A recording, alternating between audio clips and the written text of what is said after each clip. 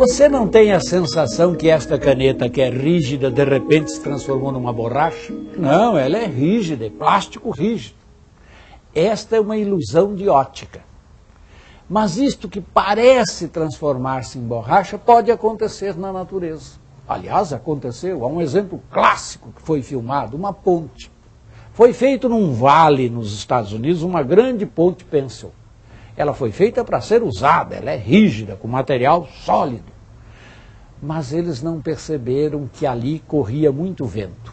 E o vento bateu um dia, dois, várias vezes, a ponte entrou em ressonância. E olha como se de repente ela fosse transformada em borracha. Há um cinegrafista que filmou. Acompanhe essas imagens, você vai ver que curioso.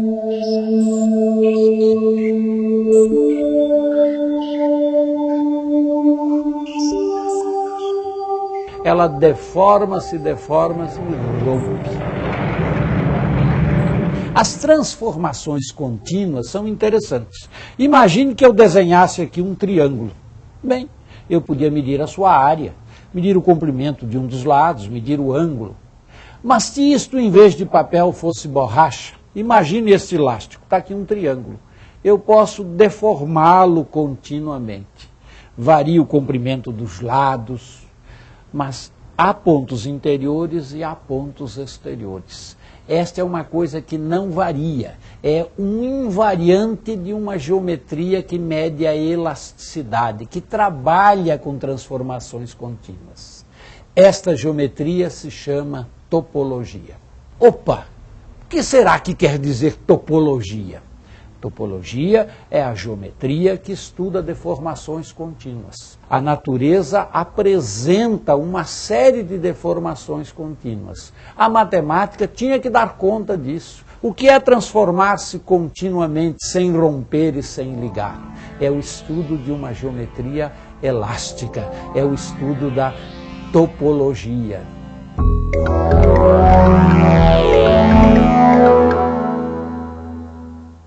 Topologia é um tipo de geometria em que comprimentos, ângulos e formas podem ser alterados por transformações contínuas e reversíveis. Um quadrado pode se transformar num círculo, um círculo num triângulo, um triângulo num paralelogramo e assim por diante, sem perder suas características topológicas.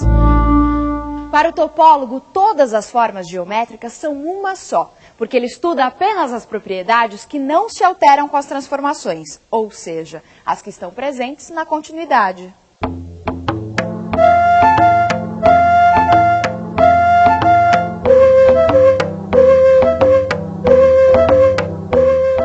Continuidade é uma série de mudanças graduais, suaves e ininterruptas, como o movimento dos planetas ao redor do Sol. Agora, mudanças repentinas, drásticas, ou mesmo pequenas mudanças que produzam grandes efeitos, em topologia são chamadas de descontinuidades. Um ceramista, ao moldar uma porção de argila, deforma de maneira contínua.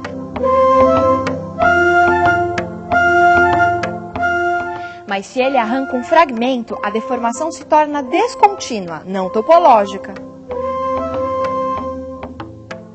Pintores como Lúcio Fontana, por exemplo, não conseguiram resistir ao desafio de experimentar a descontinuidade, buscando novos efeitos a partir de cortes nas superfícies planas das telas. Sem conhecer a topologia, Fontana usou do seu conceito para provocar o mundo das artes.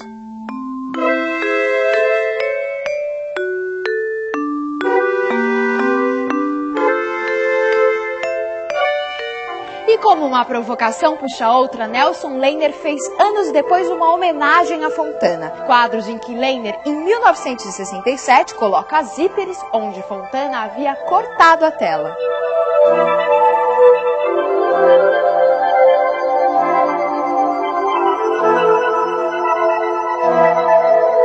Um dos objetos mais curiosos e estudados pela topologia é a faixa de Möbius. Uma tira de papel, evidentemente, tem duas superfícies. Podemos pintar um lado de uma cor e o outro de outra cor. Agora imagine que eu quisesse fazer um anel e, para isso, anotasse em uma das extremidades A e B e na outra C e D. Só que ao juntá-la, eu desse uma torção assim, ligando A com D e B com C. Se eu tentar pintar um dos lados de uma cor, vou pintar o anel todo da mesma cor.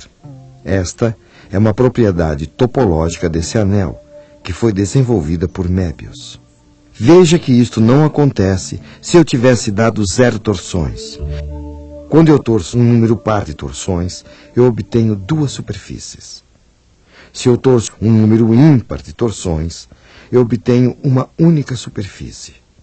Em geral, uma superfície, por exemplo, a esfera, tem uma face interior e uma face exterior. Um plano tem uma face superior e uma face inferior. Agora, a cinta de Möbius, ela só tem uma face. E isso, se você perguntar para qualquer pessoa que nunca tenha visto a superfície de Möbius, nunca tenha estudado topologia, vai dizer, puxa, pode existir uma superfície unilátera, uma superfície no espaço euclidiano que tem apenas uma face? Vai dizer não. A pessoa que não é especialista dirá não. E quando vê a superfície de Möbius, se choca, fica chocada com aquilo. Eu acho que a razão básica pela qual essa cinta de Möbius inspirou tanta gente em arte, psicanalistas como Lacan, tudo, é por esse fato surpreendente que ela encerra, de ser uma superfície que só tem uma face. Não é possível distinguir uma face de cima, uma face de baixo, uma face do lado, não dá. Sem se preocupar com conceitos matemáticos, a artista plástica Lygia Clark, uma das líderes do movimento neoconcretista, que viveu no Rio de Janeiro nas décadas de 50 e 60, criou a proposição Caminhando e encantou-se com a ideia de obras que tivessem esse tipo de transformação contínua.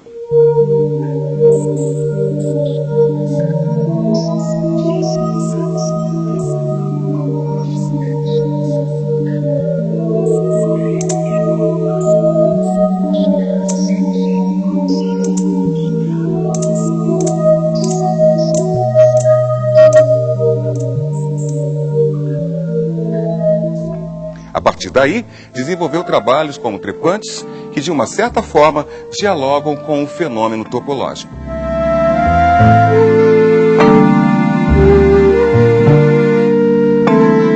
A transformação contínua também motivou a criação da série de objetos articulados batizados como bicho, que, quando manipulada, pode se transformar a cada momento numa obra diferente.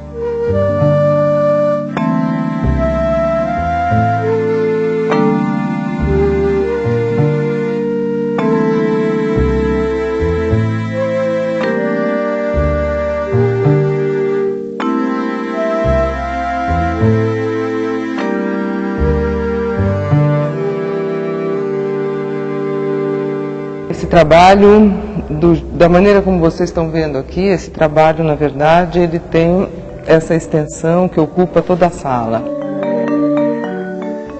Mas, inicialmente, ele foi pensado, são essas barras de ferro que foram pensadas com um desenho geométrico muito rigoroso, formando uma espécie de uma planta baixa de arquitetura num espaço mínimo. É como se fosse o que eu chamei de casa mínima, ou de parede rasa. Então você tinha como se fosse um contorno, uma planta baixa, onde essas barras se articulavam para formar esse desenho básico. Mas aí, como o trabalho, cada uma das unidades era formada da mesma forma construtiva, quando eu cheguei aqui no espaço da Maria Antônia, eu achei que era importante que ele quase que ele pudesse se alastrar, que ele funcionasse como um elástico ocupando todo o espaço.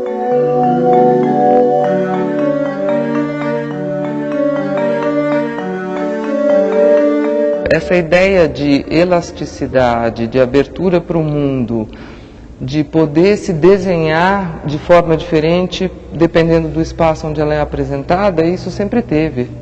Esses módulos semelhantes e dessemelhantes entre si, que se combinam, se ampliam ou se reduzem conforme o espaço onde eles são colocados.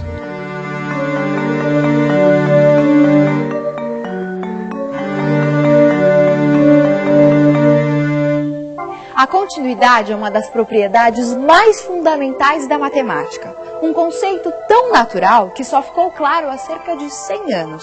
Um conceito tão poderoso que está transformando a matemática e a física. Com exceção dos elementos biológicos, como o DNA, por exemplo. Talvez seja essa uma das coisas mais estudadas nesse fim de século. E tudo por causa desse pequeno espaço bem aqui no meio. Nosso confeiteiro tem várias maneiras de fazer rosquinha. Uma é furando a esfera transformada em disco. Bem, o Marcelo falou que tem uma outra maneira de fazer rosquinha, não é, Marcelo? Você pode mostrar pra gente? Vamos pôr a mão na massa. Vamos cortar aqui uma tira. Outra é esticando a massa e juntando esta extremidade com esta, formando a rosquinha. Mas perceba que é impossível transformar a rosquinha em esfera e esfera em rosquinha sem furar ou grudar. Então, a topologia é uma geometria que estuda o comportamento da não variação, da continuidade, da não ruptura. Topologicamente, podemos transformar a xícara, sem grudar e sem furar de novo, numa rosquinha. Então, rosquinha e xícara são topologicamente a mesma coisa. Assim como cubo, aquele mesmo que você joga o dadinho, e esfera, são topologicamente a mesma coisa. Isto é, por deformações contínuas, eu passo de um para outro.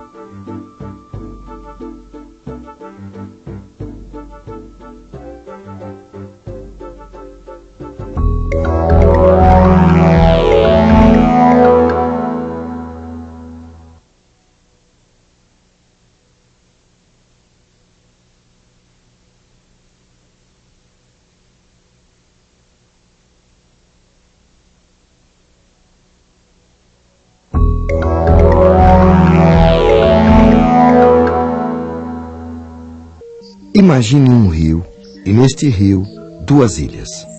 É isto exatamente o que acontece na cidade de Königsberg. As duas ilhas são ligadas às margens do rio por 7 pontes. Assim, a ilha maior tem 4 pontes. A outra ilha tem 2 pontes. Todas ligando as ilhas ao continente. E a 7ª liga 2 ilhas. A questão era demonstrar, através da matemática, um fato constatado pelos habitantes da cidade todos os dias. Ao cruzar as pontes, os habitantes da cidade não tinham como, passando uma única vez pela ponte, voltar ao mesmo lugar onde havia começado o passeio. O matemático Euler desenhou um diagrama transformando esta margem num ponto, a margem de cá num outro ponto, e cada ilha num ponto, e desenhou as pontes. Agora, o passeio pela cidade estava reduzido ao ato de percorrer o diagrama em um único movimento do lápis sobre o papel. Depois de várias tentativas, ele percebeu que este problema não tinha solução. Quer saber por quê? Nesta ilha chegam 3 pontes, ou seja, um número ímpar. Nesta chegam 5, ela também é ímpar. Nas margens chegam 3, ímpar de novo. Mas se apagássemos esta ponte que liga as duas ilhas, teríamos as margens com números ímpares de pontes e as ilhas com números pares. Então, o problema passa a ter uma solução intermediária. Eu, partindo desta margem, chego na outra, passando uma única vez pelas pontes, mas não volto para a mesma margem. Eu poderia acrescentar uma ponte que ligue direto às duas margens e todos os pontos teriam um número par de pontes. Pronto! Partindo de um ponto, poderemos retornar a ele, passando uma única vez por cada ponte. Isso só é possível quando todos os vértices são pares. Esta é a solução que Euler deu a este problema. Porque todos os vértices são pares, segundo o teorema de Euler, podemos desenhar uma estrela de 5 pontas sem tirar o lápis do papel e retornar ao ponto de partida. Já, ao riscarmos um envelope, andando uma única vez em cada caminho, eu cubro o envelope. Mas apenas se partirmos do vértice ímpar.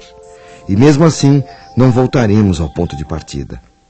Aplicando a mesma regra, podemos dizer num relance, sem perder tempo com tentativas, se podemos fazer o mesmo com as figuras mais complicadas, como essas que você está vendo.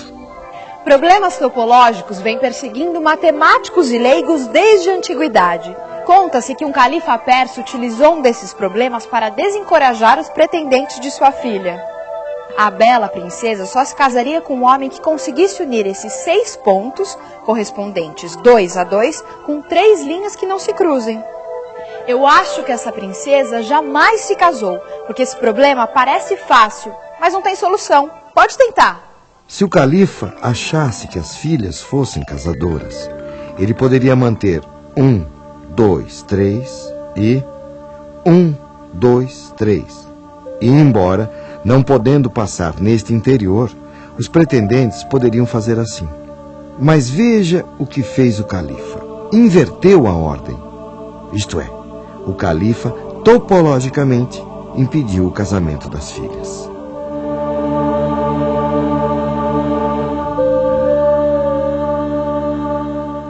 A primeira grande contribuição para o avanço da topologia foi o teorema enunciado pelo matemático francês Jordan no século XIX.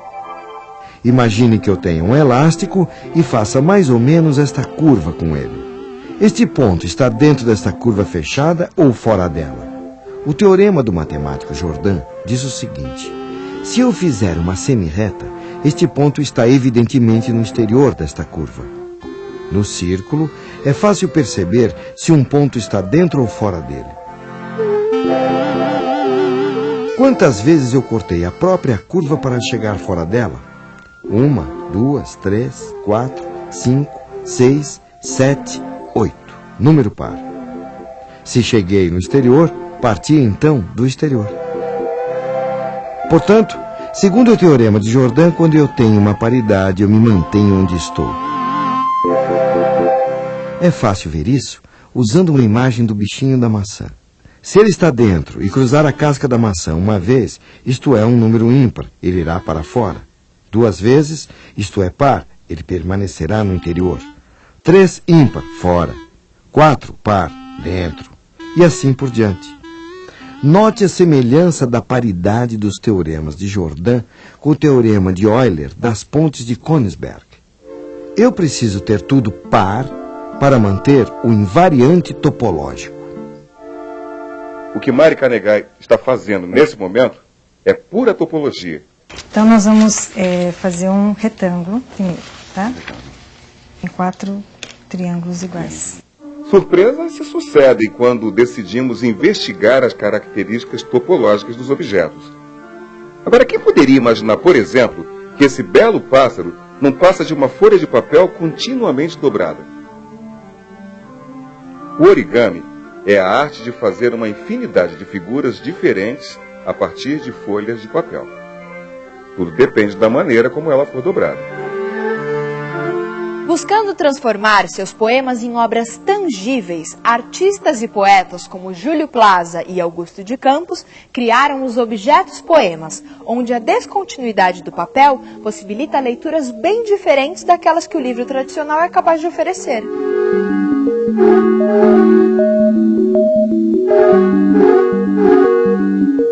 Havia uma proposta de que a forma plástica rompesse, avançasse no espaço.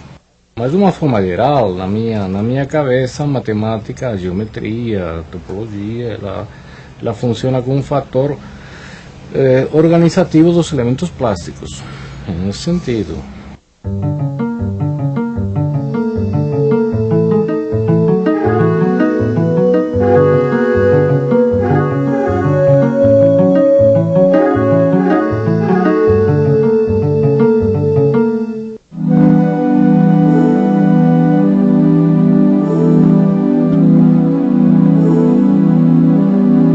Quando corto e dobro uma chapa de ferro, ou somente corto, pretendo abrir um espaço ao amanhecer da matéria bruta, luz que vela e revela a comunhão do opaco com o espaço dos astros, espaço que descobre o renascer redimindo a matéria pesada, na intenção de voar. As esculturas de Amílcar de Castro, realizadas com corte e dobra de chapas de ferro planas, são, como ele mesmo costuma dizer, o nascer da terceira dimensão. É claro que é possível falarmos em topologia neste caso. Afinal, Os cortes são descontinuidades provocadas nas chapas e as dobras são transformações elásticas, topológicas. Mas intrigante, de fato, é o fascínio que as transformações exercem sobre os artistas. Contínuas ou não, elas estão presentes em inúmeras obras de arte contemporâneas. São manifestações que buscam, em geral, afastar-se da rigidez ao criar obras que possam se transformar no tempo e no espaço, topologicamente ou não. Foi um belo programa, claro. Você viu o ceramista? Ele estava fazendo com o barro transformação contínua. Se você tiver dificuldade de considerar isto topologia, digamos, é uma obra de arte de inspiração topológica. Mas nem toda transformação é topológica.